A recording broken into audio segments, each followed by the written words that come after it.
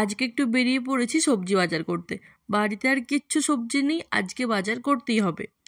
আর এইদিকে সুকান্তর আসতে আজকে অনেকটাই লেট হয়ে গেছে, সেই জন্য আমি একটু এগিয়ে যাব যাতে ওকে আর আমাকে বাড়িতে আনতে আসতে না হয়।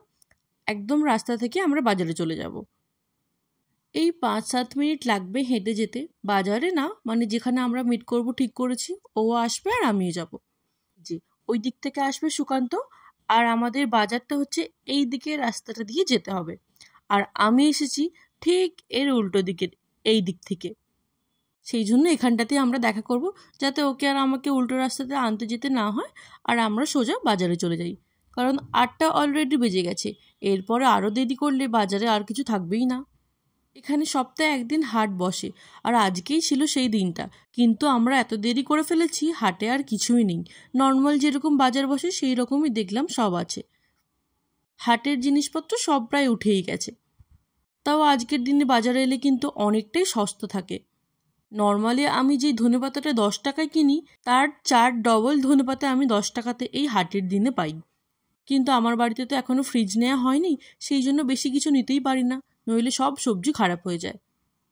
হাটের দিনে চেষ্টা করি আলু আর পেঁয়াজটা একটু বেশি করে নিয়ে রাখার, কারণ ওইগুলো তো খারাপ হবে না, বাকি সবজিগুলো একটু একটু করে নিয়ে রাখি। হঠাৎ করে এত রকমের স্ন্যাক্স দেখে একটু নিতে ইচ্ছে হলো, নিয়ে দেখি কীরকম, আগে তো কোনোদিনও ট্রাই করিনি। এরা এগুলো বাড়িতেই নাকি তৈরি করে, আর এই হাটের দিনে এখানে এসে বিক্রি করে। আজকে বেসিক্যালি সবজি বাজারটাই করার ছিল, আর কিছু সেরকম নেয়ার নেই, কিন্তু সুকান্তর অফিসের কিছু জিনিসপত্র দরকার ছিল গেস্ট হাউসের জন্য, সেই জন্য 2-3টে দোকানে আরও গিয়েছিলাম আমরা। বাড়ি থেকে যা মুড়ি নিয়ে এসেছিলাম সবই শেষ।